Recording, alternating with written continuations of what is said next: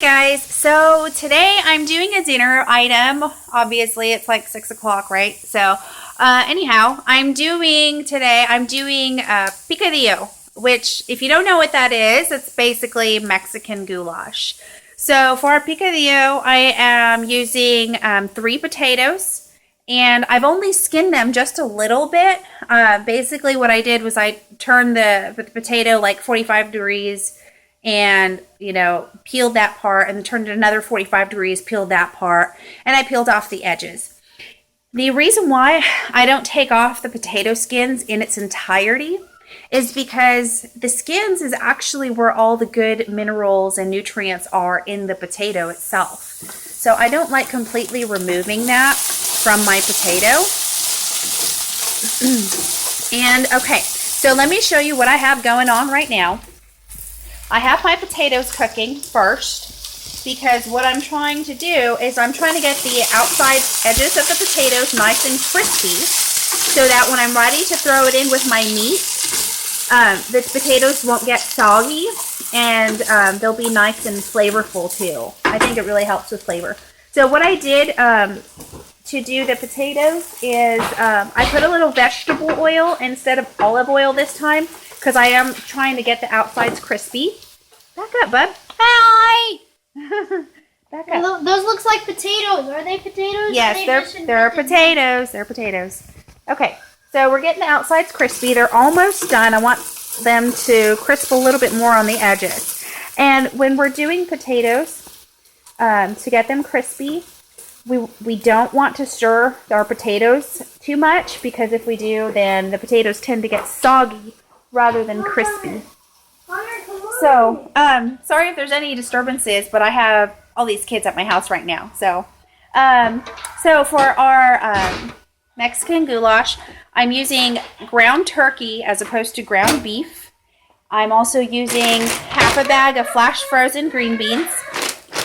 And I'm using a can of tomato sauce, and I'm going to use some cherub tomatoes so that it just gives it a little more texture in there, and raw tomatoes makes it really yummy too. Oh, and I'm going to use a whole chopped onion. So let me grab an onion. Let me set you down for a second because I got to open the new onion pack.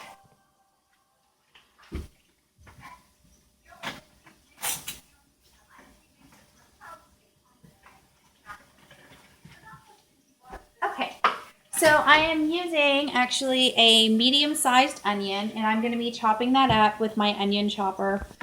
It just saves me from my eyes burning out of my head. Okay, so let's check on our potatoes real quick. And as you can see, I've just diced the potatoes, and they're nice, and they're getting nice and golden brown and crispy.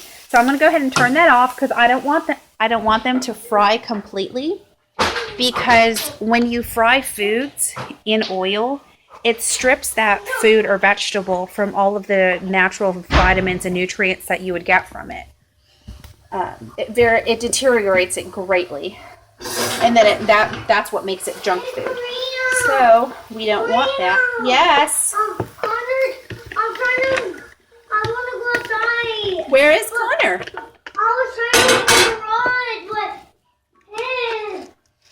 he's right there sitting down. Look, right there. Connor, you Okay, so I've just basically put my potatoes to the side in the meantime. Perfect. Crispy on the outside, soft on the inside. Perfect. Okay, so I'm ready to move on to my onion. Sorry, that's my finger. Ready to move on to my onion and my tomatoes. Just going to cut the edges off the onion and cut them into strips so I can put them in my onion chopper.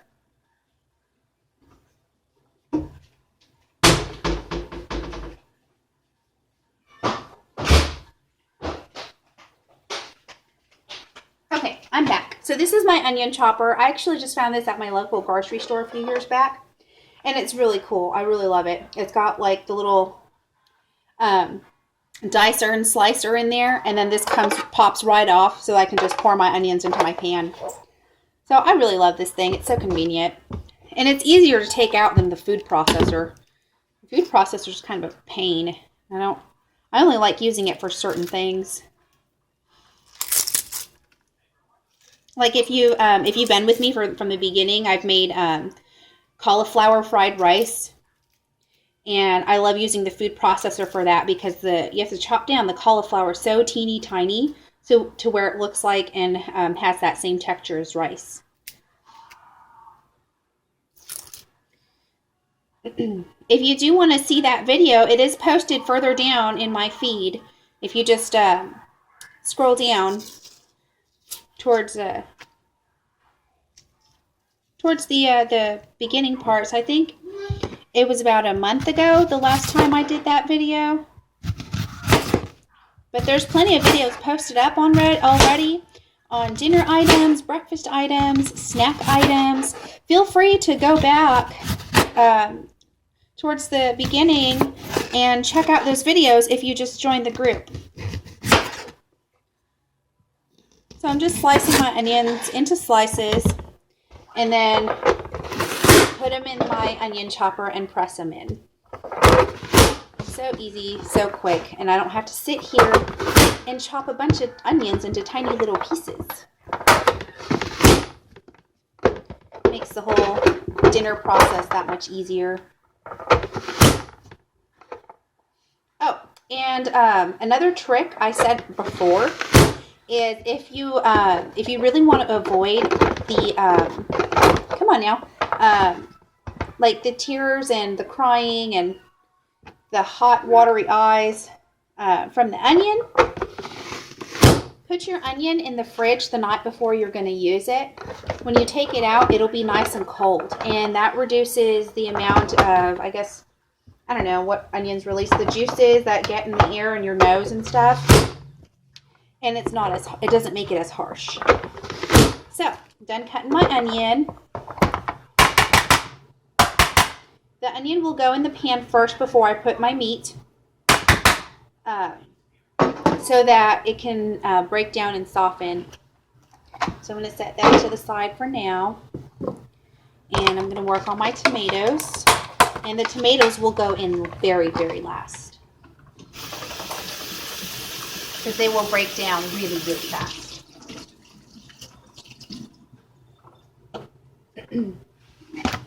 So basically with the tomatoes, I know they're already tiny, but my kids hate any large fruits or vegetables in their foods.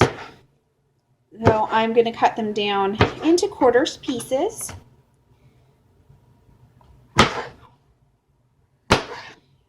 I know, what about the green beans, right? I know, but my kids actually like green beans, so I don't have to worry about those.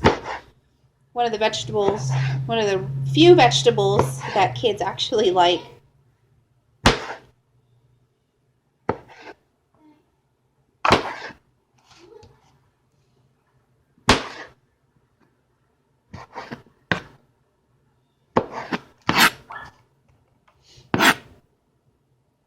Oh, and if you've heard me use the word cherub before, cherub tomatoes are basically just cherry tomatoes.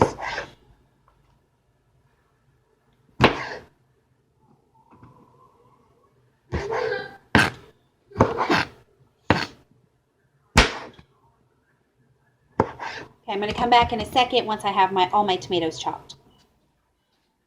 Okay, so our tomatoes are all chopped up, and that's about like 2 handfuls of chopped tomatoes cut into quads, 4 quadrants. And now we're ready to put our meat into the pan. And like I said, I'm using ground turkey. Normally this recipe calls for ground beef, but since we want to cut this meal down on fat, especially saturated fats, we are using ground turkey. And I don't really like using beef anymore, especially ground beef. A lot of ground beef and steaks come from deceased dairy cows, which is sad and gross. So I haven't used ground beef, I think, in like 3 years, actually. The moment I cut ground beef out of my diet, I mean, I was so much healthier, and it's not really going to help you drop the pounds. If it does, and that's great, but it helps with your cholesterol levels and helps with the blood flow better because you're cutting saturated fats out from your meals. Okay. So I have the pan on about a medium-high heat. I didn't add any more oil to the pan. I'm just using the oil that was already there from the potatoes. So while that's browning, I'm going to go ahead and add my Mexican spices. Just some salt to taste. And pepper, of course.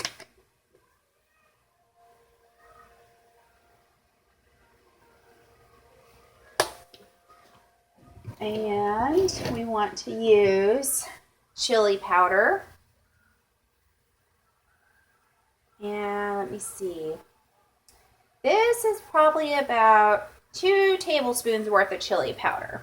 If y'all know me and you've seen my cooking videos before, I really don't use measurements. I just kind of add as I go along. And then here's some ground cumin or comino, however you want to refer it to. And I just kind of spray it a few times in there. The comino is what helps give your Mexican meals that Mexican taste. Then I also put a little bit of paprika. I love the way paprika makes food taste. And I forgot to do garlic, so I'm just going to do garlic powder, about a tablespoon's worth.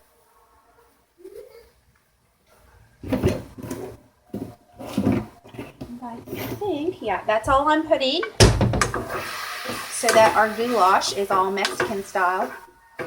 Basically, it's just like how you would make taco meat.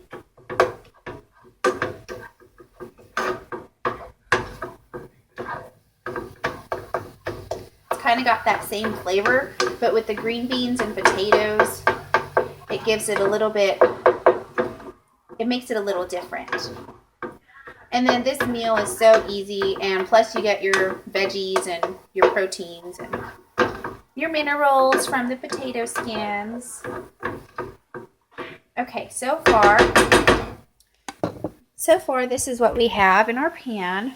Our meat is starting to brown and turn, and that red color is from all the spices that we add, so that it has that Mexican flavor and the taco flavor. Okay, so next, I like my meat broken up a little bit more than that. So I'm going to take my little doohickey here and press down on the meat. It's basically like a masher, like one of these, except it's made for meat.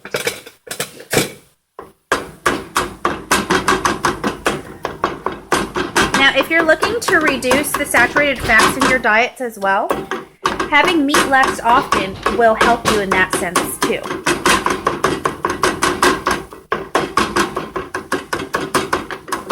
And you see how this is making my ground meat really nice and crumbly?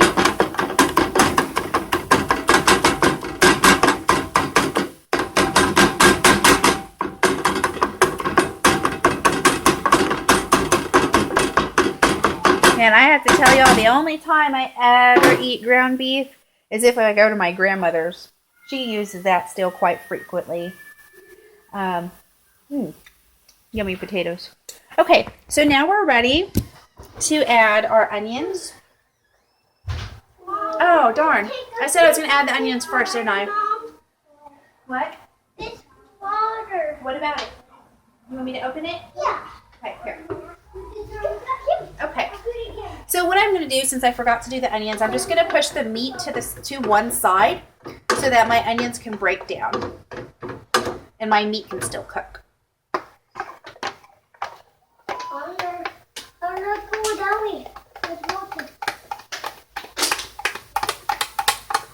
Okay. So since I have my onions in there and I'm trying to help them break down a little bit, I'm going to add just a little bit of olive oil. Just a little drizzle. So, we have our onions and our beef on the other side of the pan. This will help me to break down the onions and still cook the meat at the same time. So if you ever forget to do your onions before your meat, do this.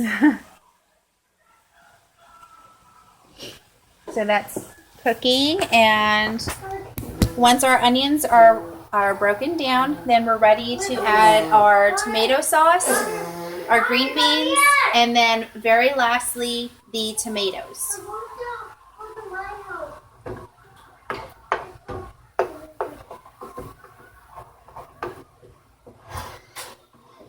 And I'm going to actually center the fire more over the side where the onions are so that they cook faster.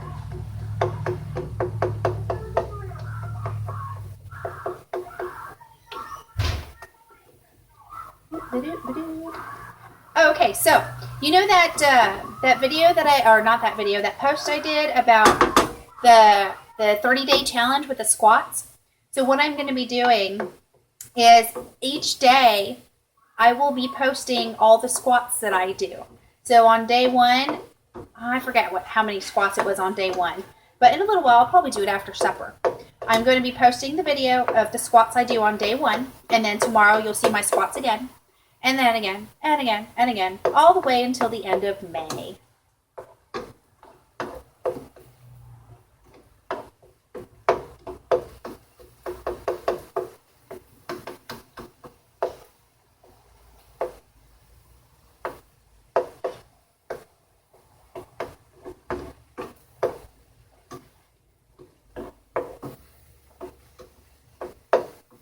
Trying to help my onions break down faster. That's why I'm stirring them.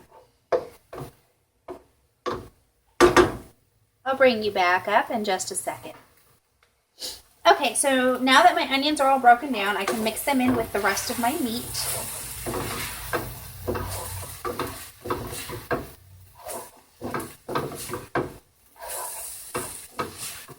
Okay, and now we're ready to, I'm going to add the tomato sauce next.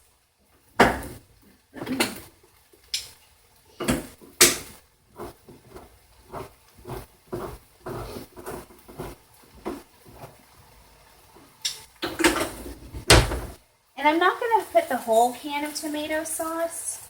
It's just to give it some extra tomato flavor and to make our sauce nice and red. So I did tomato sauce. That was about half a can of tomato sauce. And then I'm going to put 2 cups of water to begin with.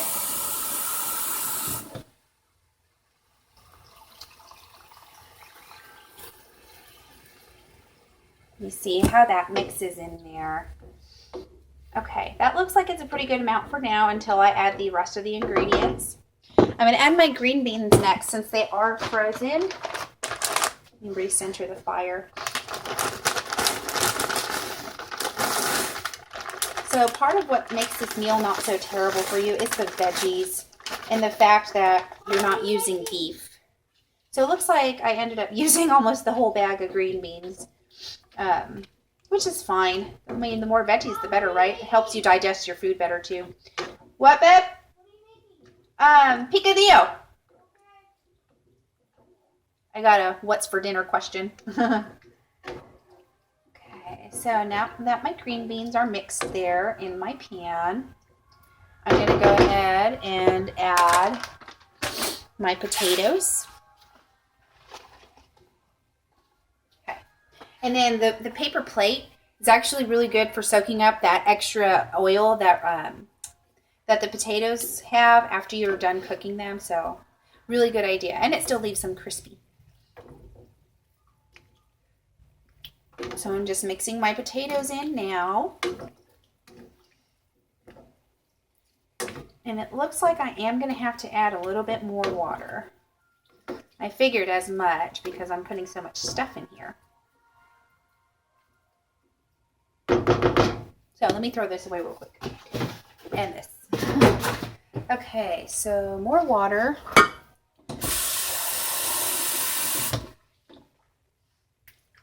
I did about a cup more. I'm going to add my tomatoes.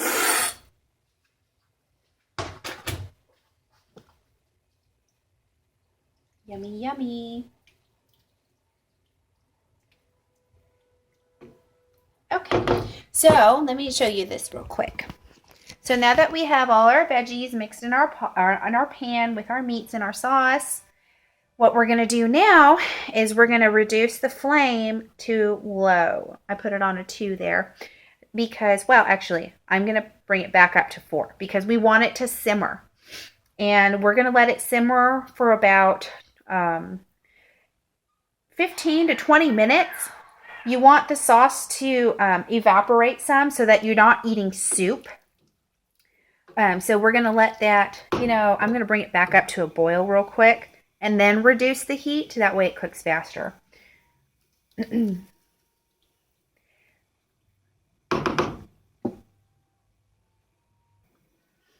Okay, so now that my pan's worked its way up to a slight boil, I'm going to bring it back down to that medium-low heat. And like I said, we're going to let it simmer for about 15 to 20 minutes. And if 15 minutes have gone by already and there's still quite a bit of juice in your pan, then crank that heat back up and let it boil off for a few more minutes. So that's your Mexican goulash, aka picadillo. And I hope you enjoyed the video. And if you have any comments or questions, let me know, and I will be happy to answer them for you. I hope you all have a great night, and I will be posting a video later on my squats. All right, see ya.